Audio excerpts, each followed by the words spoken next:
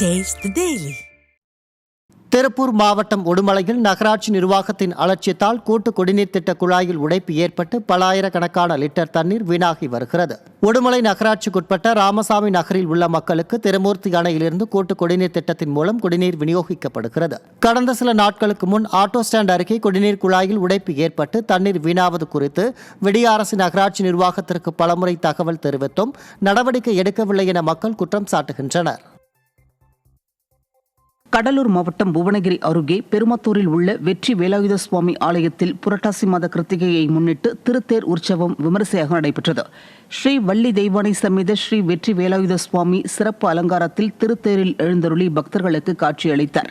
முருகனுக்கு அரோகரா என்ற பக்தி கோஷம் முழங்க ஏராளமான பக்தர்கள் தேரை வடம் பிடித்து இழுத்து ஆலய உட்பிரகாரத்தில் வலம் வந்து முருகனை மனமுருக வழிபட்டனர்.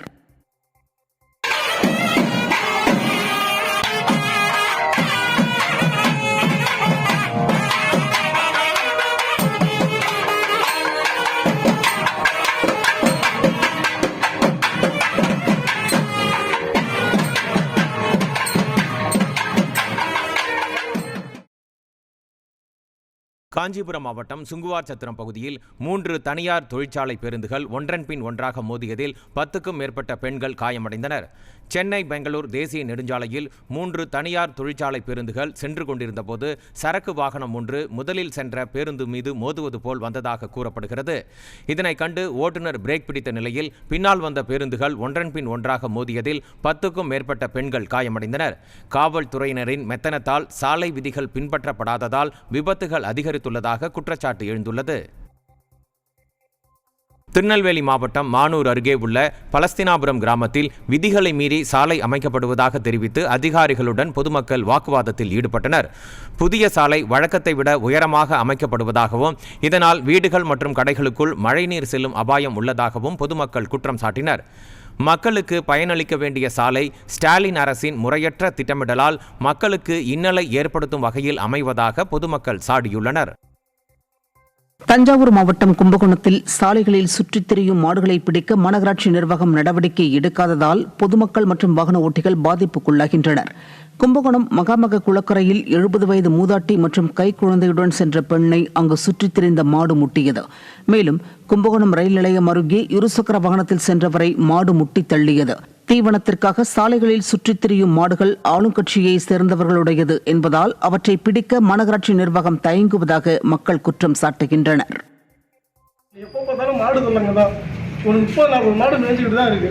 வந்து வயிற்றுலையும் நெஞ்சிலையும் முட்டிடுச்சு. குழந்தைக்கு வர தலையில் அடிபட்டுருக்கு. இப்போ 2500 ஸ்கேனுக்கு ஆகுங்கிறாங்க. யார் சார் தருவா? என்னோட கேள்வி அதான் சார். 2500 மாடு மேய்க்கிறாங்க. மாடு விட்டுக்கவங்க தருவாங்களா சார்? எங்கள் கை காசு என்ன அப்படி சார் செலவு பண்ண வேண்டியதாக இருக்குது. செலவுனாலும் பரவாயில்ல. உயிர் சார் ஆச்சுன்னா என்ன சார் பொறுப்பு? யார் சார் பொறுப்பாக இருக்குது? திருப்பத்தூர் மாவட்டம் தோரணம்பதி கிராமத்தில் கூலி தொழிலாளி வீட்டில் நகை மற்றும் பணம் திருடப்பட்ட சம்பவம் பரபரப்பை ஏற்படுத்தியுள்ளது. கூலி தொழிலாளியான மோகன், கவிதா தம்பதி வீட்டின் வெளியே சாவியை மறைத்து வைத்துவிட்டு வேலைக்கு சென்றனர். இதனை நோட்டமிட்ட அடையாளம் தெரியாத நபர்கள் வீட்டின் கதவை திறந்து 27 சவரன் தங்க நகை மற்றும் 50,000 ரொக்கத்தை திருடிச் சென்றுள்ளனர். ஸ்டாலின் அரசின் காவல்துறையினர் செயலிழந்துள்ளதால் பட்டப்பகலில் கூட கொள்ளை சம்பவங்கள் அதிகரித்து விட்டதாக மக்கள் குற்றம் சாட்டுகின்றனர். நாங்கள் வந்து போலீஸில் வந்து கம்ப்ளைண்ட் கொடுத்தோம், கண்டுபிடிச்சி கொடுங்க அப்படின்னு சொல்லிட்டு. நேற்று வந்து ஃபிங்கர் பிரிண்ட் ஃபுல்லாக வந்து எடுத்துகிட்டு போனாங்க. அண்ட் அகெயின் வந்து மறுபடியும் வந்து எந்த ஆக்ஷனும் எடுக்கல. இன்னும் கம்ப்ளைண்ட் வந்து ஃபைல் பண்ணல, எதுவுமே வந்து ஃபைல் பண்ணலை. அந்த 50K வந்து எழுதுங்க அப்படி சொல்லிட்டு அந்த எஃப்ஐஆரில் சொல்கிறோம். அந்த கம்ப்ளைண்ட் வந்து 50K கூட எழுதலை. அந்த நகையை வந்து இருக்கா இல்லையான்னு சொல்லிட்டு எங்களுக்கு வந்து சந்தேகமாக இருக்குமா அப்படியே வந்து கேட்டுட்டு இருக்காங்க. நேற்று வந்து எங்கள் அம்மாவும் வந்து எங்கள் அப்பா அம்மா வந்து போயிட்டு போலீஸ் ஸ்டேஷனில் 11 o'clock வரைக்கும் இருந்துட்டு வராங்க. அப்பவும் இன்னமும் வந்து கம்ப்ளைண்ட் ரெஜிஸ்டர் பண்ணலாம் எங்களுக்கு வந்து ஏன்னு சொல்லிட்டு. தஞ்சாவூர் மாவட்டம் பாபநாசம் அருகே பாசன வடிகால் வாய்க்காலை தூர்வார வலியுறுத்தி வயலில் இறங்கி விவசாயிகள் போராட்டத்தில் ஈடுபட்டனர். கூனஞ்சேரி, தியாகசமுத்திரம், உமையாள்புரம் உள்ளிட்ட பகுதிகளில் பாசன வடிகால் வாய்க்கால் தூர்வாரப்படாததால் 500 ஏக்கர் பயிர்கள் மழைநீரில் மூழ்கின. நீரில் மூழ்கிய பயிர்களுக்கு உரிய இழப்பீடு கோரியும் பாசன வடிகால் வாய்க்காலை தூர்வார வலியுறுத்தியும் விவசாயிகள் போராட்டத்தில் ஈடுபட்டனர்.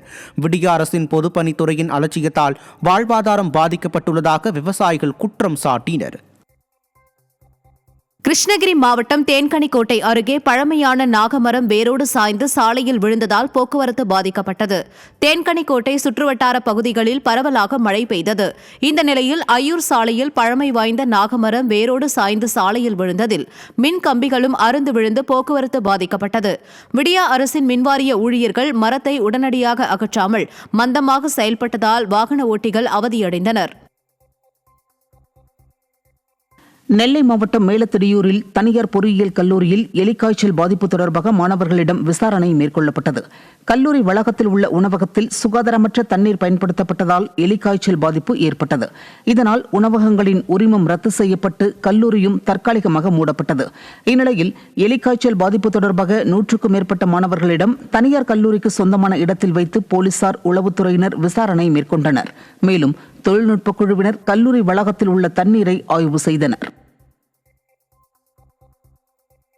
தூத்துக்குடி மீனவர் கூட்டுறவு சங்கத்தில் போலி உறுப்பினர் சேர்க்கை மூலம் பல லட்சம் ரூபாய் மோசடி நடைபெற்றுள்ளது அதிர்ச்சியை ஏற்படுத்தியுள்ளது. மீனவர்கள் அல்லாதவர்களை மீனவர்கள் கூட்டுறவு சங்கத்தில் உறுப்பினர்களாக சேர்த்து மீனவர்களுக்கு வழங்கப்படும் அரசின் நலத்திட்ட உதவிகளை பெற்று மோசடி செய்ததாக புகார்கள் எழுந்துள்ளன. குறிப்பாக ஆளுங்கட்சியை சேர்ந்த பலர் போலி உறுப்பினர்களாக சேர்ந்து உள்ளதாக கூறப்படுகிறது.